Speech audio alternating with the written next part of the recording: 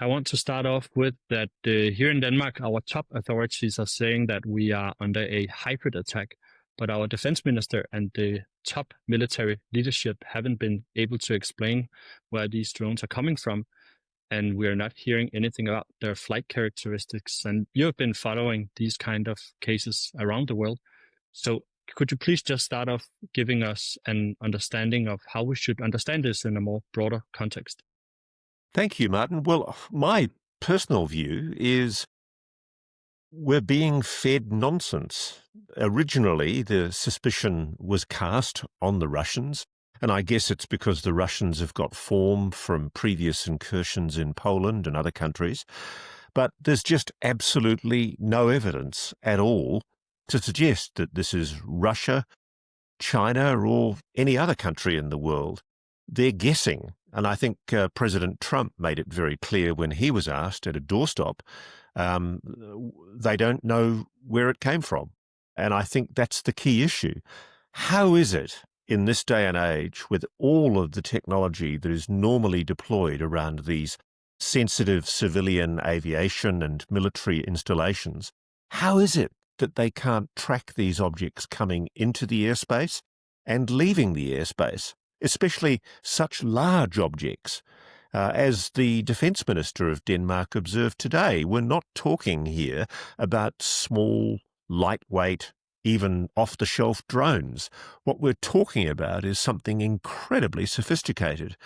It's capable of stealth. I mean, in numerous occasions in the United States, all over the continent of the United States, across Western Europe and in the UK, there have been incursions like this at military bases and in civilian aviation areas that indubitably pose a very serious national security and flight safety risk. They admit they cannot track these objects. They're not being seen on radar. How can that be the case when these objects are so large? Admittedly, some drones are made of carbon fibre or fiberglass, which makes them less easy to find. And admittedly, Denmark particularly doesn't have a lot of counter-UAS technology. But you would expect that something that large could be followed by a helicopter or radar. It could be followed back to source in normal instances. What's fascinating to me is what it says that the operators of these craft, whatever they are, I refuse to call them drones, they felt that they could do this with total impunity over at least 2 nights, over some of the most sensitive military and civilian aviation installations in your country. It's just extraordinary.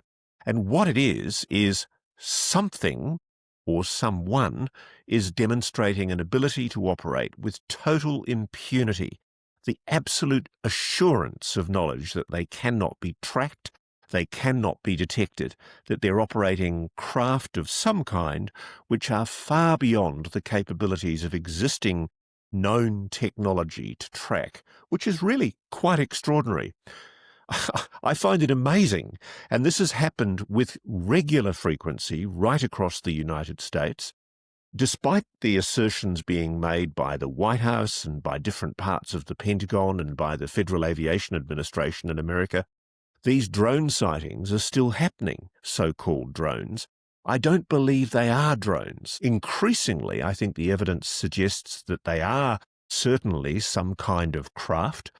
But why would any foreign state actor, even a foreign adversary actor, want to put highly sensitive, clearly highly advanced technology over civilian airspace in Denmark, for heaven's sake? To what end? For what purpose? That's what fascinates me. And we're not getting answers. And there is this sleepiness at the wheel by so much of the mainstream media that doesn't ask the basic questions. In journalism, when I was younger, I was taught you keep on asking questions of authority until you get an answer, or at least until you can demonstrate that they have no bloody idea what they're talking about. It's quite clear at the moment that none of the governments that are seeing and experiencing these drone incursions have any idea what these objects are or where they're coming from, which by any definition is a threat. It's a national security and flight safety threat. That's the issue. So I was wondering, when drones have been spotted elsewhere in the world recently, what kind of the most like unusual characteristics stood out to you in terms of these sightings? One, the size. In the New Jersey sightings, and indeed it's a complete misnomer to say it was just in New Jersey, I'm talking to people who are seeing these objects all over the United States, most notably at the moment in Florida. They're very large objects. They're displaying erratic lights that appear superficially to be consistent with drone lights, but aren't. In some cases, these objects have displayed stealth characteristics. One minute they're there, the next minute they've gone. Now, we don't have technology like that in UAS, unmanned aerial systems, drone technology. Whatever it is, we're using the nomenclature, the name drone, because that's the only thing we understand that might remotely come near to describing whatever these objects are.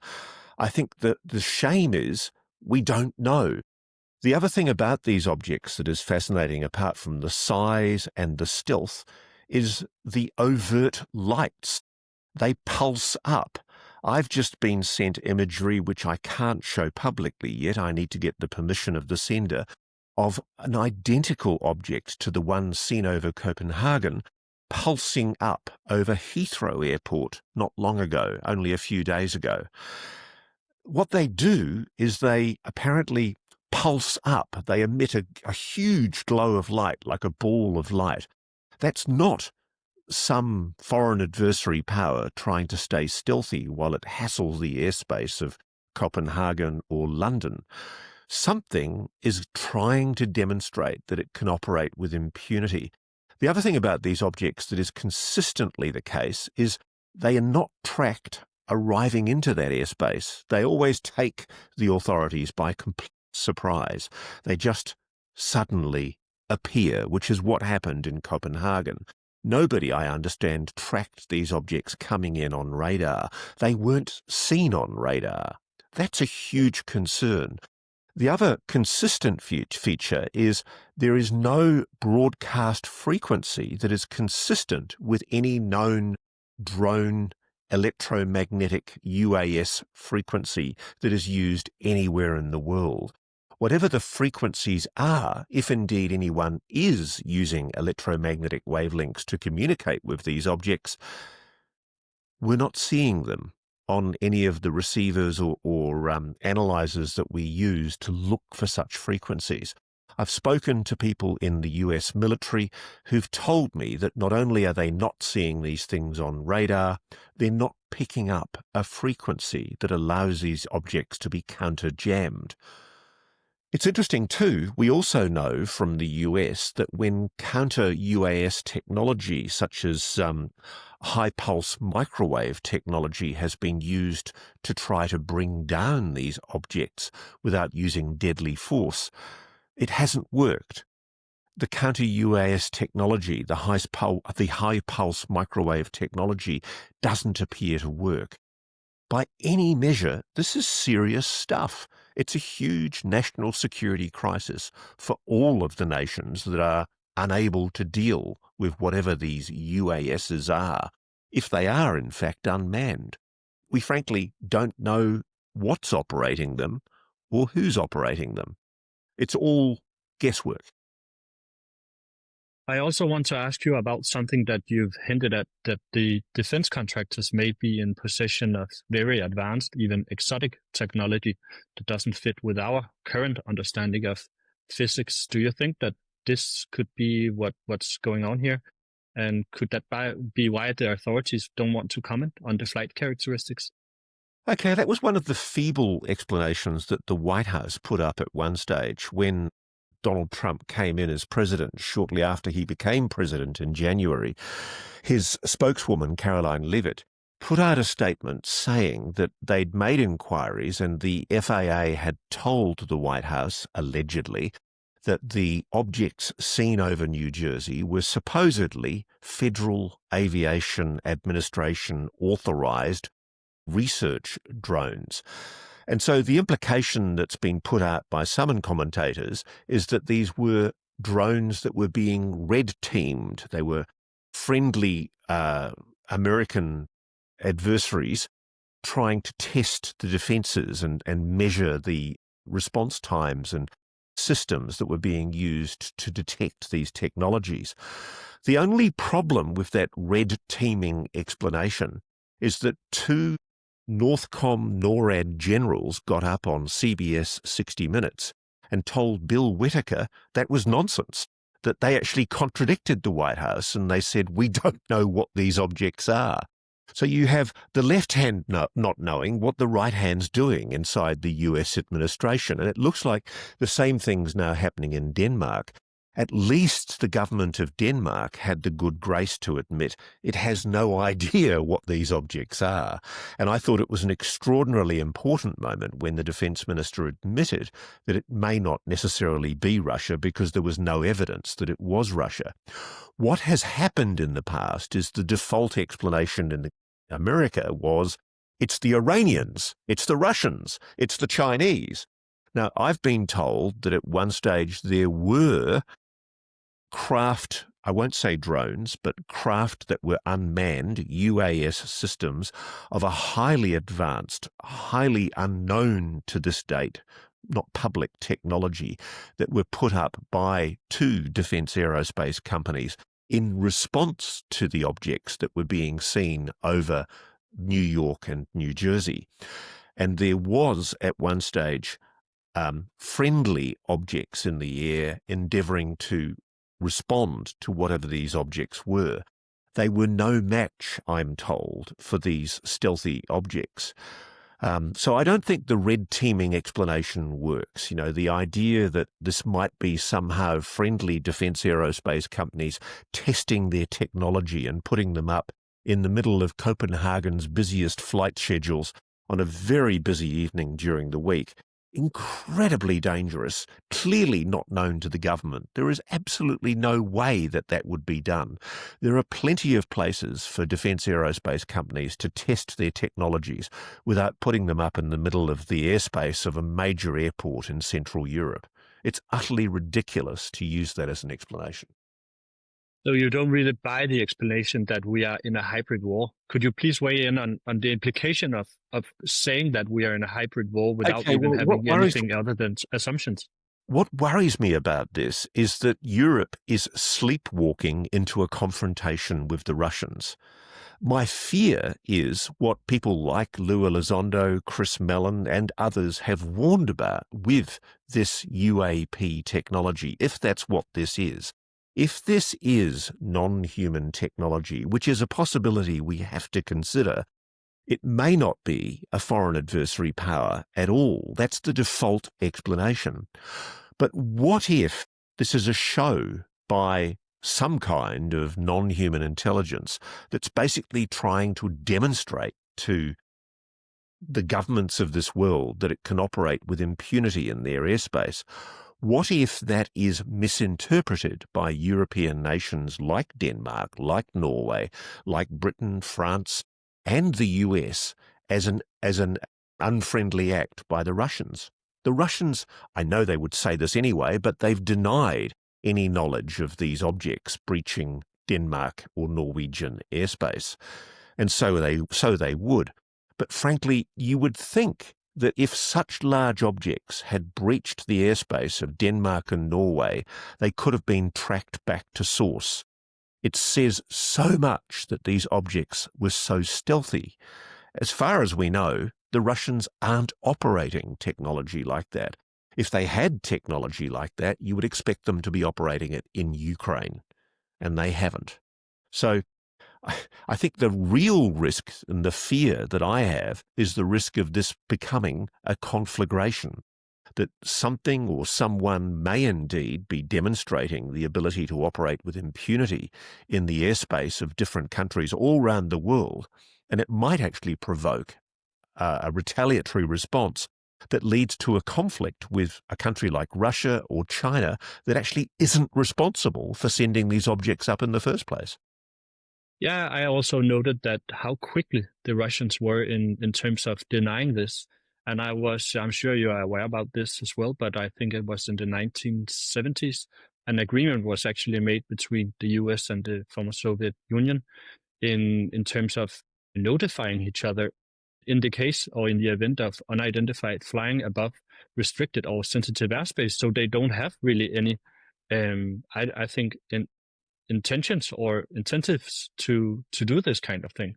That's right. And David Grush pointed it out to me when we actually did the original interview with him in 2023. You know, people giggle, they titter when people talk about UAPs, but it's actually recognized in a formal treaty document between the United States and the USA that they will consult each other about unidentified anomalous phenomena in each other's country's airspace. And that's because of the risk of exactly what we're seeing here, the risk of an escalation.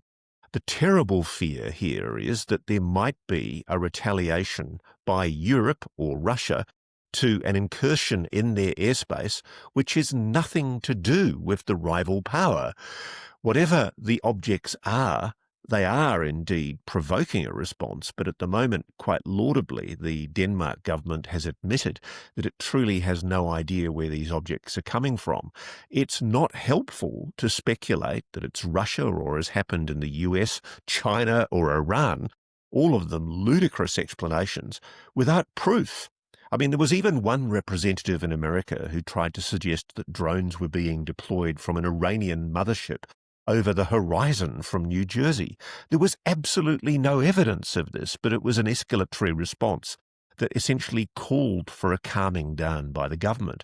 The simple fact is, as Pentagon generals have admitted, we have no idea what these objects are. And what frightens me and concerns me the most is the willful blindness by so many of the Western Alliance governments to the fact that we do have, whatever these objects are, we're not saying they're little green men. What we are saying is that there is unidentified, anomalous phenomena operating in our airspace. They are stealthy, so they're demonstrating at least one of the 5 observables. In many cases, they also seem to have this capacity to turn themselves from one shape into another. People in New Jersey have described apparent spherical objects turning into objects that look like drones or look like a 737, but they're moving implausibly slowly for a commercial passenger jet. Whatever these objects are that are being seen over Denmark, it's the same situation. You've got this absurd situation where a spherical light and flashing lights with some kind of connection between them, it's impossible to say what the shape is, maybe cylindrical, maybe elliptical. It's being described as a drone. Why? Why is it being described as a drone? Why is nobody, when there's a press conference, saying to the minister or whoever it is that makes these representations, why do you assert that it's a drone? And I think Denmark's actually shown quite progressive leadership in this by admitting that whatever these objects are, if they are drones, there's something highly advanced that is beyond the knowledge of existing drone technology. And I think that's an extraordinary admission. And let me be very clear, these objects, whatever they are still being seen over the continental United States. My inbox is full of emails I get every day from people sending me the latest videos of these objects that they're seeing over their homes. And in most cases, what they're seeing are alternating red, green, or white lights with a blurry kind of elliptical or disc or cylindrical shape behind them. There's never a resolution, even though these people are often filming quite close with their cameras. For some reason, these objects seem to be able to evade high-definition cameras. It's really interesting. I wish I had an explanation.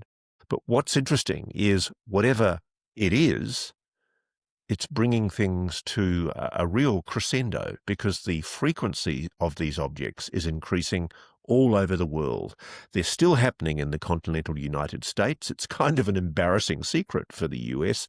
The FBI is still doing ongoing investigations into what is now quite serious incursions into civil airspace and military airspace, and they don't have an explanation right now. Attempts to bring down these objects have failed. And interestingly, what we're seeing in Denmark is eerily similar to what I'm hearing has been seen very, very recently, just in the last few days, over Heathrow Airport and other airports all around the world. Something is putting on a show. I don't want to take too much up of your time, Russ, so I want to thank you so much for coming on. But just one last question, because I think a lot of Danes are actually very worried at the moment. I think they're fearing some kind of confrontation with Russia. You're saying that we shouldn't sleepwalk into a confrontation with Russia. So what's the scary part about all of this for you? The scary part for me is the risk of misunderstanding. One of the lovely stories I really enjoy is, well, it's actually a frightening story, is how close we came during the Cuban Missile Crisis in the 1960s to all-out nuclear war because the Americans were dropping mines on Russian Soviet submarines underwater near Cuba. And the Russians thought this was the beginning of the Third World War. It's misunderstandings like that. There's the other one, which was Operation Able Archer in the early 1980s. It was only because of a defector by the name of Oleg Gordievsky, who was working for the KGB as the London station chief for the KGB, and he warned Margaret Thatcher's government that there was a grave risk that a simple military exercise that was taking place in Europe at the time was being misinterpreted by the Soviets as an impending first strike by the Western Alliance. Attacks, military disasters often happen because of misunderstandings. And that's the real risk here. That's why we actually do need to start taking the seriousness of UAPs very, very seriously indeed.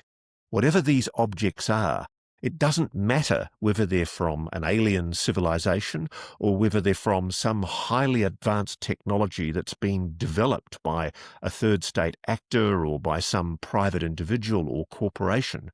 Whatever it is, it's posing a very grave threat, the real risk of an escalation that could lead to a serious misunderstanding. The world is closer right now to a nuclear conflagration than at any other time in world history. The Bulletin of Atomic Scientists has the so-called doomsday clock, and I don't think I'm wrong when I say that the clock's hand is closer to midnight, all-out nuclear war, than at any other time in its history. We really should be holding our politicians' feet to the fire, urging caution and making sure that no rash, intemperate decisions should be made.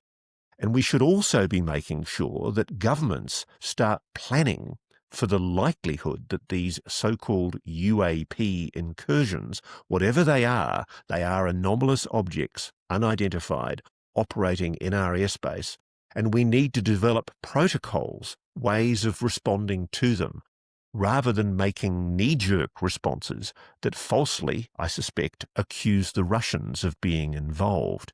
If there is evidence of Russian involvement in the deployment of these technologies, then show it, prove it, but don't make ridiculously dangerous allegations against the Russians unless you have evidence to back it up. Otherwise, you run the risk of a serious escalation.